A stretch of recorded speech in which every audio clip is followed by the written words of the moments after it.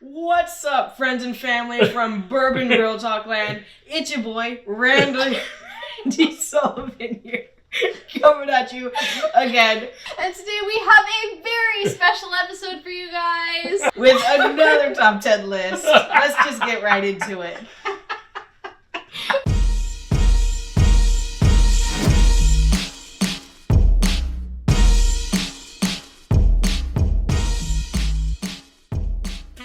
Hello there, Bourbon Real Talk watchers and listeners. Lindsey Sullivan here with a very special episode of Bourbon Real Talk featuring the host of Bourbon Real Talk, Randall Sullivan, or Randy as I call him. We're flipping the script for Father's Day. So me and the kids are going to be asking him some questions, sipping some wine and some whiskey. And here we go. Here we go. Let's do it. Okay. So, I sourced some questions from the Someone Say Whiskey community. They were very helpful because I had no idea how to interview a podcaster. And because we're talking about the kids, one of the things people wanted to know is, do we have a special pour for each of our children for their 21st birthday? Yes, we do. So the regular listeners know this, but this is a John E. Fitzgerald that was a one-time release by Heaven Hill. I bought it, and when I got it home, I decided this would be the one that I'd keep for our son, Deegan. And that one has an interesting backstory because it's named after a IRS revenue agent that had the keys to the distillery that used to still all the best whiskey out of the barrels. So they created the Larceny brand after his name and whatnot. And then this is a bottle of 2004 Chateau Lafleur of Pomerol. So this is a Bordeaux. Do you want to tell the whole story? Yeah. So I have to be careful what I say because people will see this. But years and years ago, I used to collect wine. And I would go into a wine store and I'd peruse all their shelves. And I would take notes of everything that they had and what the prices were. And I'd go home and I'd do research. And back then I didn't have an extra $40 to pay for a bottle of wine. And so I would take the time to research a $40 bottle. I'd save up for it and then I'd buy it. And so I go into the store and I'm going through that process. And I see that bottle in their wine cellar. And it was $40, and I remembered thinking, that doesn't seem right. But, I mean, you can't memorize every chateau from Bordeaux. But I recognized the name. So I went home, and I Googled it, and I couldn't find the bottle for less than $700. And I'm like, it was $40. It's crazy. And so I was so convinced that I had something wrong that I drove back up to the store to look at the bottle again. Then I drove back home and Googled, this is before smartphones. Of course. And so I Googled it and I'm looking at the picture and it's the same bottle that's for $40, but I can't find it for less than, actually I found it for $4.95. That was the cheapest I found it for. I'm like, oh my God. So I called the guy in charge of wine at the store and I was like, hey, how many of those do you have? I want all of them. And I go back up there. He says, hey, inventory said we had 6, but we only have 4. Or I can only find 4. And I said, well, I'll take all 4. And he takes me up to the cash register, and I have an attack of conscience. And I say, hey, let you know, I think this wine might be mismarked because it's $40, but I can't find it for less than $500. And it was New Year's Eve. And he had tons of customers coming in buying champagne, and he was busy. And he was like, yeah, sure, as he walked away. And I was like, hey, conscience cleared. I bought all 4 bottles. I get home. I'm looking on the internet. I'm looking at the bottle. I can't believe it. I'm calling my friends that drink wine. They can't believe it. It's mind-blowing. I go back into the store that I bought the wine at, and the guy that sold it to me came up and banned me from that store for life. Called me a thief. And it's the only time anyone who's ever called me a thief in my entire life. I was so upset I didn't sleep for days. Those are the 2 bottles that we're keeping for our kids. The Chateau Lafleur for our daughter and the John E. Fitzgerald for our son. Which, I mean, in all honesty, they'll probably hate it, but we'll love it. We'll love it. Yeah, We'll it's love going to be it. great. It'll be great. Yeah. Yeah. Actually, I probably won't like the Johnny Fitzgerald because it's so high age. I mean, it probably just tastes like Coke, but we'll see. That's one bottle that I won't open and I haven't tried. I found it in a bar once, but their bottle was empty. So. And he's 14. We've got some time to go. Got some time. We'll see. And she'll be 17 this year, so we've got some time to go still. Sorry, Bourbon Real Talk listener. Randy Sullivan coming in for a quick Shameless merch plug. If you want to support this channel, you can do so. You don't have to, but if you want to, you can. We do not have a Patreon like some of my counterparts. No disrespect, but I don't like to ask you guys directly for money. And I also don't allow any sponsors of the show because I want to be independent to share my opinion with you without anybody putting any pressure on me. So if you would like to get some merch, here's some of the things we have to offer. We have Bourbon Real Talk lanyards. So if you check this out, if you've ever been to a bottle share before, you need to communicate with people, shake hands, do whatever, pick up another bottle, get another pour, this thing is clutch. Secondly, we have the Bourbon Real Talk official Glen glass. This is a tulip-shaped glass that's going to help you nose and really enjoy the characteristics of your whiskey. Next up, we have the Wee tasting glass. So this is roughly half the size of a full-size glass.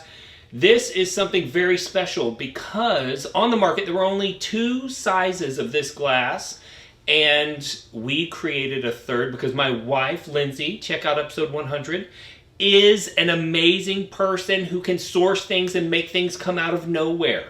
If you ever go to a tasting and you want to be able to sample a lot of things, but you don't want to drink too much whiskey, you need one of these smaller glasses. Now, a lot of people think candles are just for women, but that's not true. Men like good smells too. And we've produced a line of masculine smelling candles for anybody out there that's interested in that.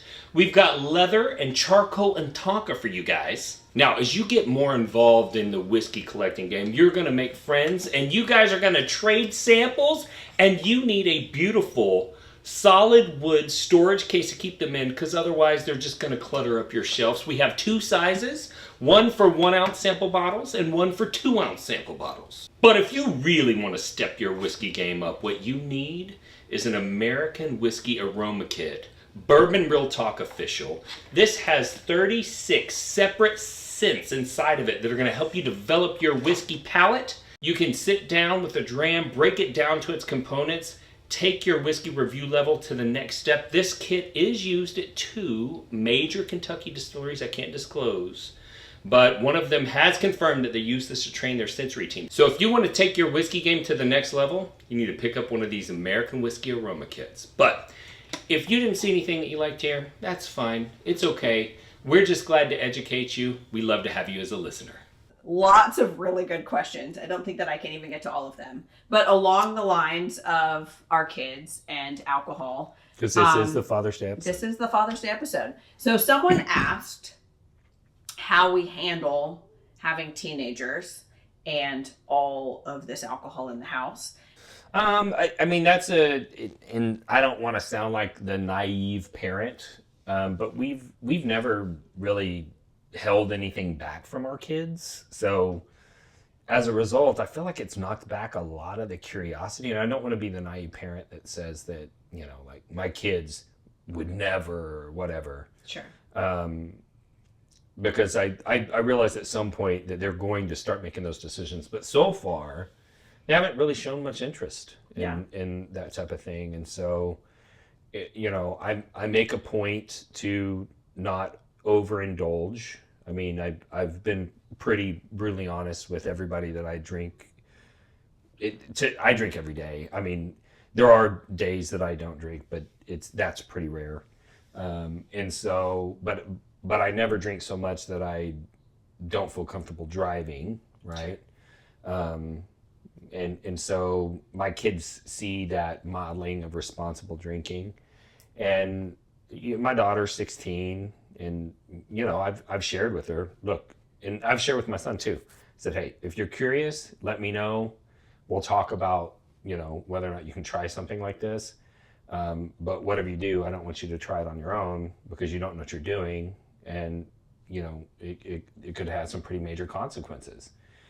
And so far, we haven't really locked up the collection. It's generally accessible to them. It's coming, though. It's coming. And it's more so coming not because I don't trust our kids or because I think that our kids would do something that would be life-threatening or anything like that. But, you know, as they get older and their circle of friends grows, you know, who knows who's going to be here. So that's part of the reason why we've decided to change the setup of our house, because right now we're in our game room, which you can see the display in the game room. This is never, it can't be locked up. Yeah. We're going to switch everything into the media room where we can lock the doors and make sure that there's no access. Someone on the thread mentioned, like, I didn't know that my kids had been hitting my vodka until I went to get it out of the freezer and it was frozen solid. Right. They'd been replacing the vodka with water. And I've literally joked with the kids. I was like, I swear to God, if you drink some of my whiskey, we can work that out. But if you put water in it, it's going to be a problem. So since this is the Father's Day episode, yes. And I know our kids are a little bit nervous, do you want to like slide out of the way and let the kids get in here and ask some questions? That'd be great. Awesome. Let's hook it up. Make it happen. All right. Do you have any questions for me? Yeah, you go first. Me? Yeah. The people would like to know. Which people? The people. The general people? The people. Have you been talking to the people? Sure. Okay. All right. They would like to know. What has raising a woman taught you about women? That's an excellent question. So I was kind of a sexist pig, I think, when I was a teenage boy. For sure. Yeah. Independent confirmation here for all the Bourbon Real Talk listeners. Obviously that changed before I met your mother and became a Christian and all that stuff. But honestly, when I found out your mother was pregnant, I wanted to have a daughter first because I was worried that if I had a son first, that I would just fall into the tradition of our family of like machismo and it just not necessarily 100% positive things. And I felt like if I had a daughter, that it would help me to see the other side of the world. And I really do feel like it did. And I have way more murderous thoughts than I ever did before on account of my desire to protect you, mostly from boys like me. Okay, what has surprised you about raising us? So when you're a child, you love your parents. And you think that when you see representations of love in television or you hear it in songs, or even when your parents tell you that they love you, you think you understand what those things mean because you love your parent and you know what love feels like. And then you get married and you realize, oh, there's this whole other level of love and commitment and the feeling of an overwhelming obligation that you feel that's different than familial love, right? Then you have a child and you look at that child and it's defenseless and it relies upon you 100%. And you go, oh my God. Like there's a whole nother level of love, a whole nother level of obligation, commitment, willingness to die that I didn't know was a thing. And then you look back on when your parents told you that they loved you and you said, I love you too, and you thought you meant the same thing. And you realized we didn't mean the same thing, right? There's this whole other level. And so I think that raising you two helped me to learn really what love and commitment really are. Okay, so what advice would you give us that you haven't already given us? Ooh, that's interesting. Because I give you guys a lot of unsolicited advice. Yes. I think that if you ask me the question, what have I not taught you about? There are things that I haven't talked with you about because I'm very candid with you guys and I share with you my thoughts pretty much all the time. But you're getting closer to an age where there would be like relationship advice or even advice about like vices, like drinking, smoking, drugs, things like that, so far the advice has just been like, stay away, right? But when you go to college, you're going to get exposed to some of those things and the advice would be different from just stay away because I know you're not likely to completely abstain from those things. And so the reasons why I can't give a specific answer are the same reasons why I haven't shared that information with you yet, because you're not at that stage of life yet. But it has to do with the more adult-like experiences that you're about to have as you age. And I feel like I'll be there to share that information when the time comes. Okay, what are your 3 happiest moments in your life so far? 3 happiest moments. I ask people happiest and worst questions all the time. And I am wholly unaware of how uncomfortable it is to try to answer that question. When I think back on my life, I mean, there's been so many instances where I experienced, true joy. I'm not sure that it's a moment per se, like an instant in time. But I would say that it's more of a season of time. And that is probably the last 6 months with your mother.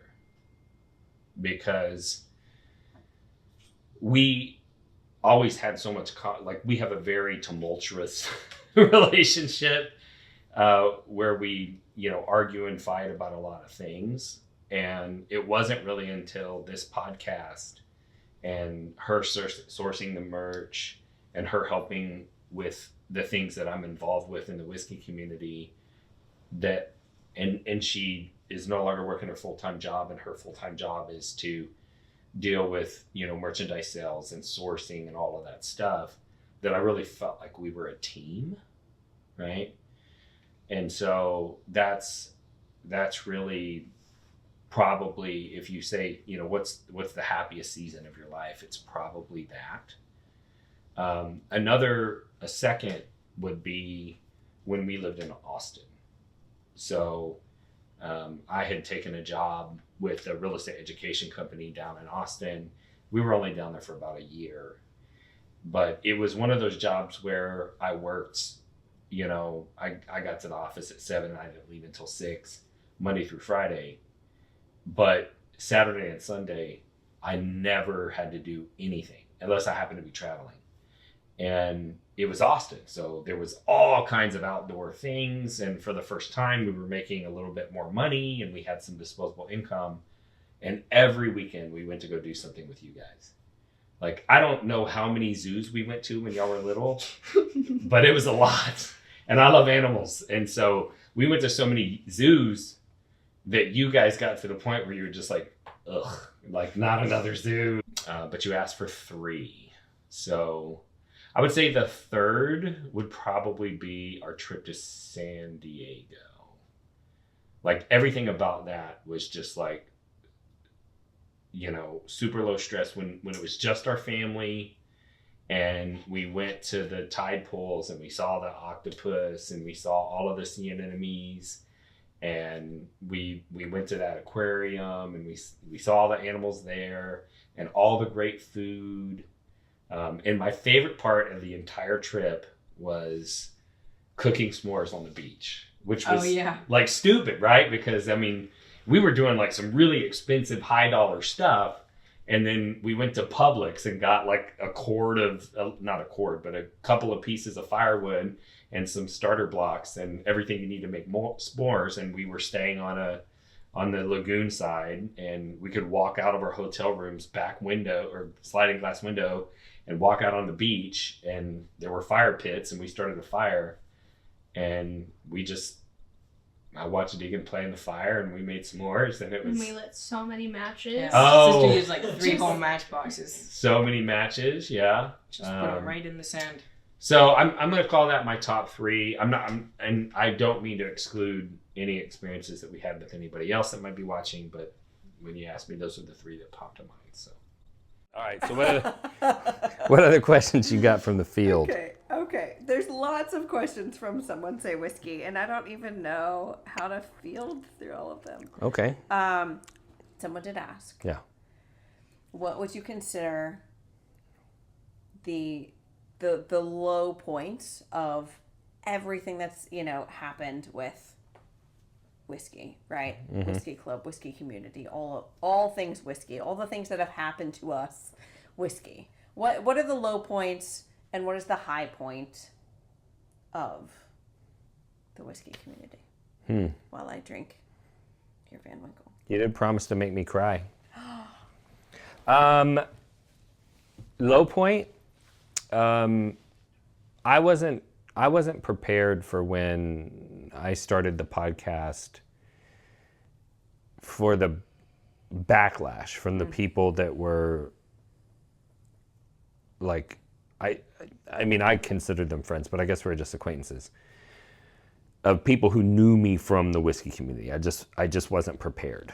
And what happened when I started producing content and releasing it is that people formed kind of factions, right? And they would talk about what it was that I was doing, but they didn't tell me that they had a problem with it. And then I would naively see these people in public, and I would go up and be like, "Hey guys, what you drinking? You want to try this?" And blah, blah, blah. And I was a joke to them. Sure. It started to affect the club, Someone Say Whiskey. And Rodney, the co-founder, came to me and he was like, "Hey,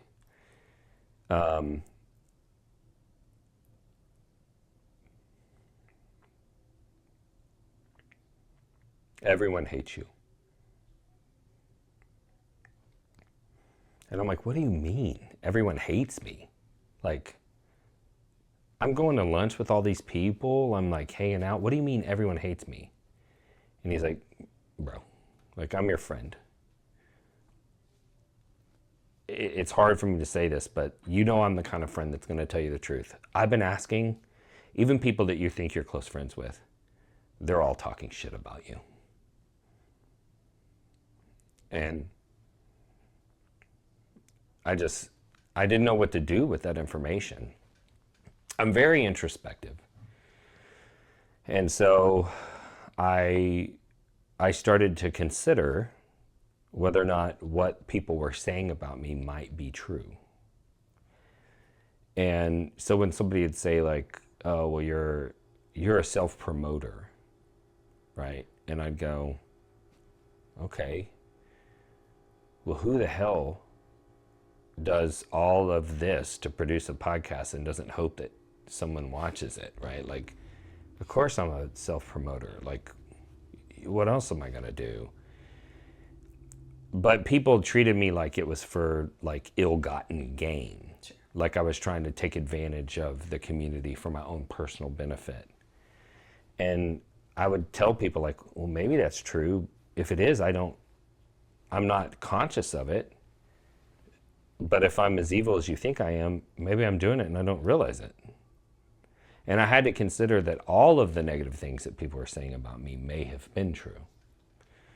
And so there were some very difficult changes that I had to make, and I still struggle with it today. High points? God, there's so many high points, it'd be hard to pick one out. We've met so many amazing people. So many amazing people. I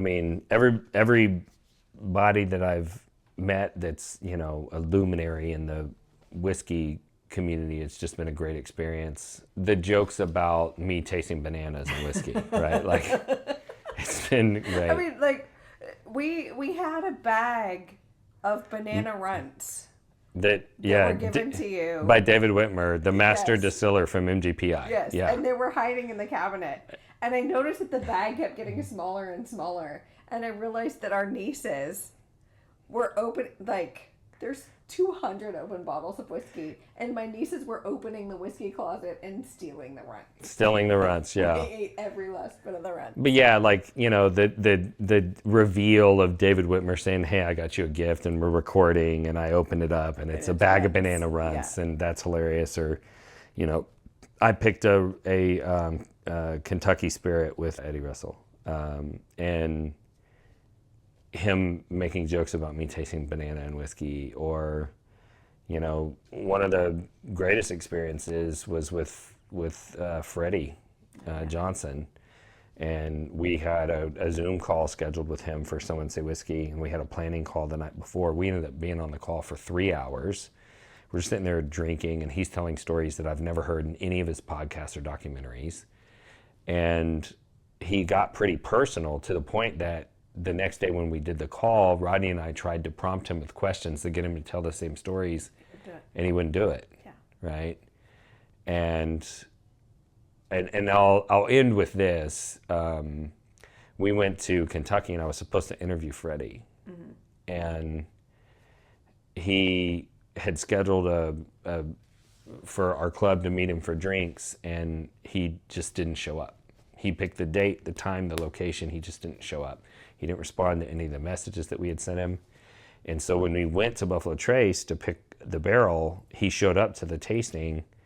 And that's kind of my pet peeve, is people ghosting appointments. Sure. And so I went up to him and I was like, hey you know, what happened? And he shared with me why he wasn't able to make it. And it was very personal. Mm-hmm. It wasn't the kind of information that you would share with a fan or a stranger. Sure. And there was a very good reason why he was unable to make it. And he explained that in addition to his reason, that he had been hacked and that people had been sending messages out from his accounts as if it was a Buffalo Trace official message. And so their PR department said, like, hey, back off of social media. And that's why he didn't see our messages asking them questions. And he said, hey, you know, I do want to do your podcast. I'm sorry about all this. I only respond to messages from people who are saved in my phone. So send me your number. I'm going to save you, and I'm going to give you my cell phone number. From now on, let's talk via text. And when a few days later, I'd gotten home from Kentucky, and I'm sitting there, and I get a text message from Freddie Johnson with an update about what all had gone on. And I just realized, like, this is a community. And this stuff is a whole lot bigger than just drinking and getting drunk or whatever people think that it is. This is about connection. And so there's been so many great experiences interviewing Dwayne Poore, Nancy Fraley. Her laugh, I can't get enough of Nancy Fraley's laugh. Yeah. Marsha Licorice, I'd kill a stranger for you. I tell you that every time I see you. For sure. The whole Licorice family, everything they've done for us. I mean, and all of Someone Say Whiskey, like, every time I meet someone, and this is really hard for me to be on camera, and people will come up to me and say, I really loved the episode that you did, and you guys were real, and you, like, did your thing. We're gonna hit it, but thank you. People are so gracious and so kind, and I can't say enough about this, you know, the community that we have around us. Sure. All right, well, let's wrap it up. Okay. So if this is your first time watching and you made it this far, 1, I'm proud of you. I'm proud of you. You made it. 2, I want to talk about the show philosophy. We talked a lot about, you know, whiskey bringing people together. That's the purpose of this podcast. I did lose a loved one to suicide a few years ago, and I realized that there are people all around us who feel separated and disconnected, and they feel unloved. And I hope that this podcast will get you connected to whiskey, and that whiskey will get you connected to a community so that you understand that you're not alone, that you are loved. And can I add to that? Yeah, you can. Go ahead. So we talked about this. This is also going to air during Pride Month. It's June. It's June, yeah. It's Father's Day episode, yeah. It's the Father's Day episode. 40% of the LGBTQ youth between the age of 10 and 24 attempt suicide at some point in their life. And suicide is obviously something that's very close to us.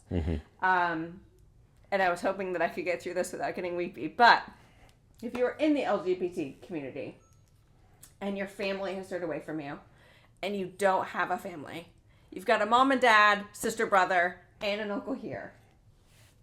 We will stand with you. We will go to your wedding. We will show up at a birthday party. You just have to let us know.